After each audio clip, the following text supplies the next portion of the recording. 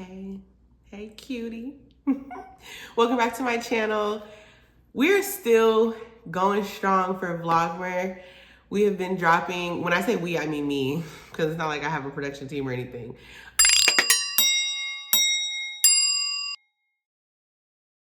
I have been dropping some different content and I've been getting a lot of feedback. I got a lot of feedback on the reaction content that I've been doing, that you guys like that. So I am going to start incorporating more of that into Vlogmmer, but I still want to come with my traditional content. As you can tell by the title of this video, I am going to share with you guys a few of the things I've been doing in my single season that have not only helped me more so enjoy this season of my life, but prepare me for the next season, which will hopefully be my wife life season. And I learned to really embrace this time from a conference that I went to. I went to a singles conference at one community church out here in Plano.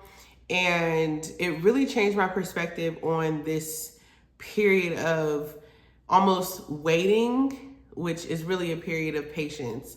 And really my therapist also kind of framed being single for me as something to appreciate also, because there's so many people that have to be in relationships, and so they don't even get the chance or the time to really like sit back and really get to know themselves, work on themselves so that they become the person that would attract who they want, right? So I feel good, I feel less anxious, and I feel less rushed because of the things that I've been doing. So let's just jump right into it.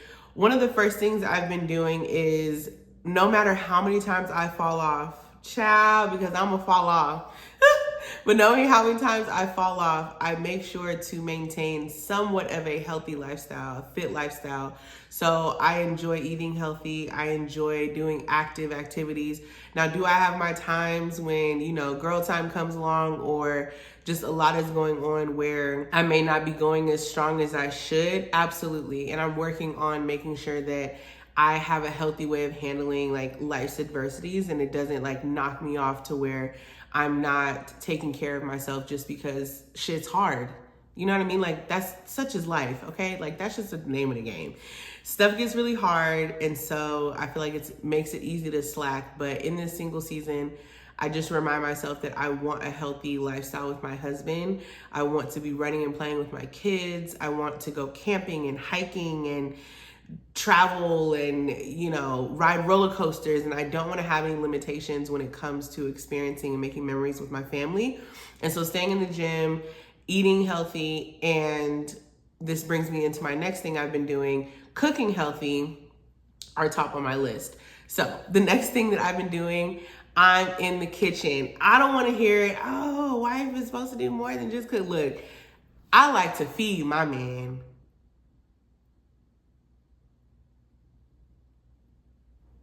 I like to feed anybody, really. I like to feed people because I'm a good cook. So I like sharing that talent with other people, but especially my man.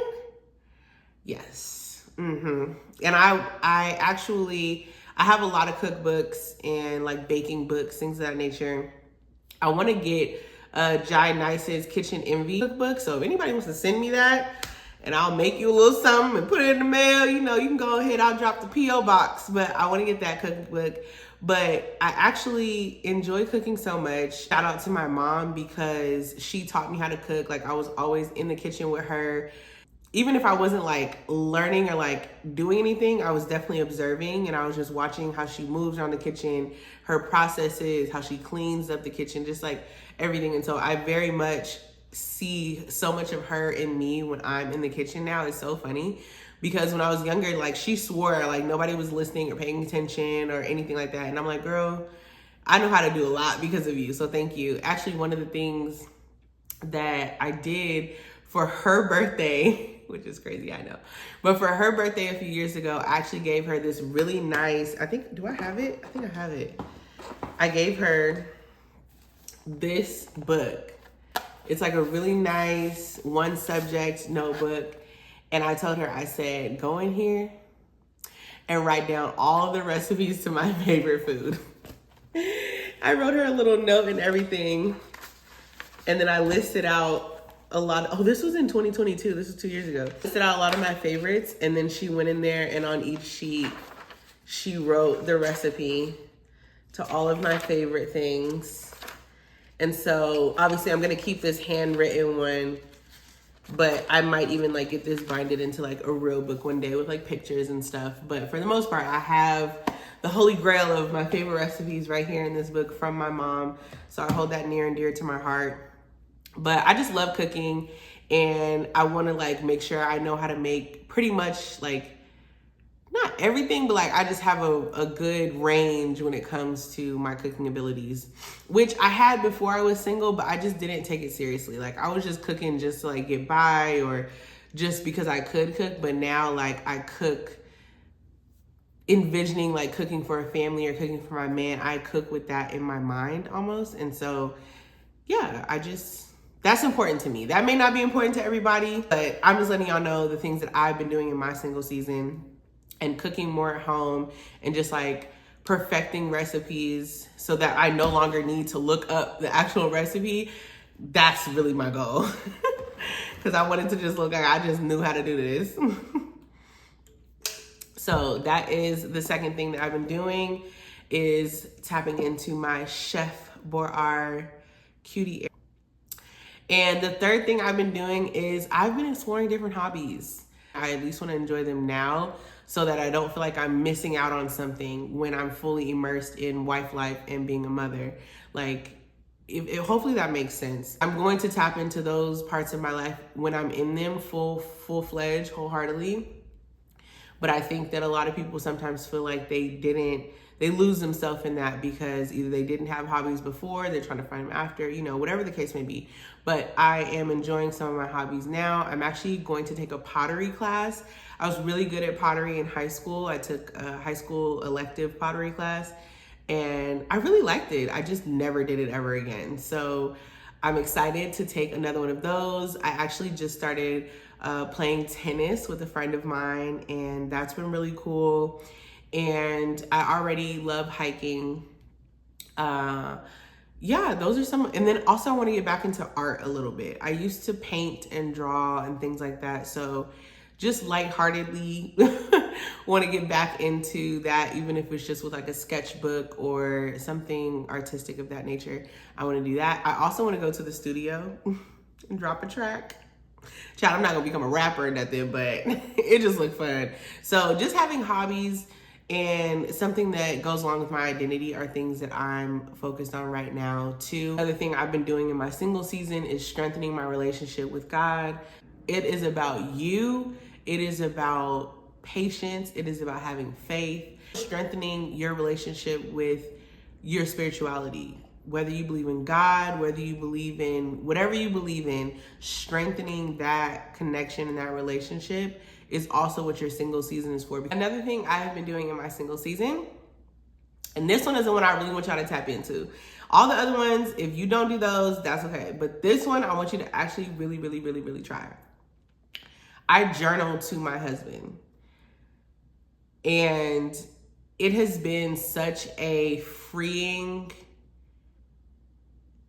almost coping mechanism to being single. Because I think earlier in my single season, it was like, when is my time gonna come?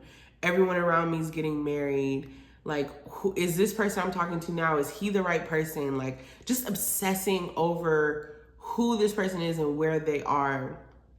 And I think it was because I couldn't talk to them. Like, you can't be like, where are you? Like, do you need directions getting here? You know what I mean? So there's an element of feeling disconnected to that person because you don't know who they are. And so something that I learned from, and I don't know, I think I actually read this in a book or I saw it on like a podcast or something. This girl was literally journaling to her husband, telling him about her things that she experienced, things that she's going through, her hopes and dreams, what she wants. And I think that's such a cool idea because that's something that you can ultimately share with your husband when you two finally do meet. And I'm big on documentation. Like, I made my first piece of content when I was like in 7th grade. My dad actually still has it. We made a vlog of me going to the fire station, and I'm asking him to find it. I think it's, you know, this was back with like VHS and DVDs and stuff like that. So he's trying to find it because I want to show that to you guys. But I'm really big on documentation for a later date, right? That's really why I wanted to start a YouTube channel, was because I want my kids, my future kids, to see me and what I looked like, what I was doing, how I was thinking, what I sounded like before them. And I think that YouTube is a really cool way to show that. So one day I actually do hope to have like a family vlog and document their lives growing up and stuff like that. I think that growing up, I had a lot of that. Like my parents were big VHS recording, film people. Like I have video footage of my baby shower, my first couple of birthdays. And I think that that's where and why I have the passion for documenting and creating like I do, because I want to do that on a higher level for my future family. When it comes to documenting and journaling, I think it's such a cool idea to journal to my future husband. And I write everything in there. I just started doing this probably about 6 months ago. I write in there just kind of like how I'm feeling, what I'm going through, you know, successes, joys, thoughts, ideas, dreams, just anything that I would want to share with my man. If I knew him literally right now today, I write in there just so that when I do meet him, you know, I can share these things that I thought about before I knew him. So I encourage people to do that. It's not for everybody, you know, and it may feel weird in the beginning. You may not know what to write, but it got more comfortable for me the more journal entries I started writing. And now I feel like I know him, but I don't, because I write to him all the time. It's fun. It's fun. Another thing I'm doing in my single season, I also changed up the music that I listen to. I used to listen to a lot of music that didn't have love in it. A lot of music that doesn't speak highly of women and men and union and family and marriage and love. And not to say, you know, I don't love a good hood jam, because I do. I love a good hood jam. Well, like just as much as the next person, okay? I really, really, truly, truly do. But that's listening to music and hearing those lyrics just repetitively and starting to say those lyrics and speak those lyrics. You speak a lot of that stuff over your life. And so if you're verbatim, just keep saying, F this, get money, you know what I mean? Don't nobody love me. I ain't got no, and no nigga ain't got me. It's like, okay, granted, you're not technically saying that about yourself, but you are using that language. You are putting those words out there, and you are pulling in the energy that you're giving out. So listening to more loving music that is music that I would want my family to hear, stuff like that. And I'm not just talking about gospel. Like, obviously, yes, praise and worship is one of my favorite genres of music. But just listening to less, you know, doubtful, negative music, like changing up. I literally have playlists for different things. Like, yeah, so speaking more positively and listening to more positive music that has more love in it. That's another thing that I'm doing in my single season. If y'all want a playlist, let me know in the comments below, because I will share some of my lovey-dovey playlists. I do take sharing music very seriously though, so don't ask if you're not serious. So one of the last things that has really helped my single season is I learned the difference between waiting and being patient. There's a huge difference between waiting and being patient. And I think that early on and like before, when I was younger, I was waiting for the perfect person. And now I'm being patient while I make sure I'm the best version of me that I can be for my person, right? So the difference in waiting and being patient is essentially like this. You wait for a bus. You know that the bus is coming. You know it's coming. You know around the time that it's coming. So you sit there and you wait for it with an expectation of it arriving, right? When you're being patient with the child that's misbehaving. You don't know when they're gonna stop. You don't know why they're misbehaving. You just have faith that things are going to work out. You're being patient.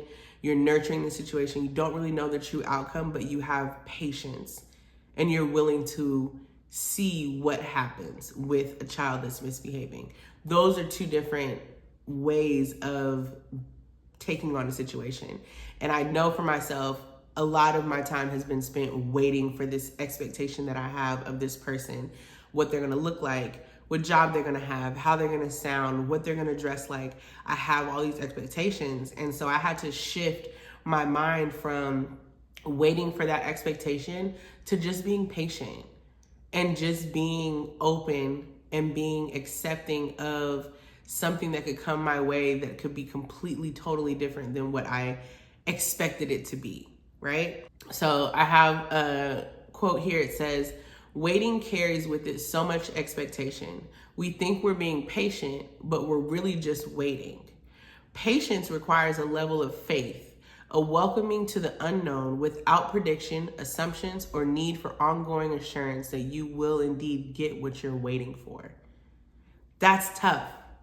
That's tough. Because you almost have to accept the fact that what you're waiting for, you could possibly not get if you're being patient. That's the biggest difference. Like, you could possibly not meet the love of your life, and you have to just be okay with that when you're being patient. When you're waiting, you're literally you're waiting for this expectation of something that you have in your head. And if you don't see that expectation, you just continue. Like, it's so profound. It has made such a huge difference on my perspective of what this season of my life is, and how it's less about me waiting for a specific person, and it's more about me having the patience to pour into myself so that when I do meet that person, I'm ready to receive, I'm ready to give, I'm ready to see the situation for what it is. Moral of the story is your single season is about so much more than just waiting on your Prince Charming to come knocking down your door. Pouring into yourself is so much more than like going back to school and getting a degree and trying to get the best, most highest paying job. Like, pouring into yourself means going to therapy, unpacking certain things, changing your behaviors, practicing different ways to communicate, practicing ways to shut up. Pouring into yourself means so much more than just going back to school. I'm trying to tell y'all. But anyway, I hope this video was helpful. I know there are countless people in their single season right now. And so if you found this video helpful, definitely drop a comment down below. I'd love to hear from you. And I'd love to hear what you guys are doing in your single season while you are patiently being patient for your time to come. Thank you guys for watching. Make sure you like, comment, and subscribe. And turn on that notification bell. I would hate for y'all to miss a thing. And until next time, I'll see y'all later. Mwah.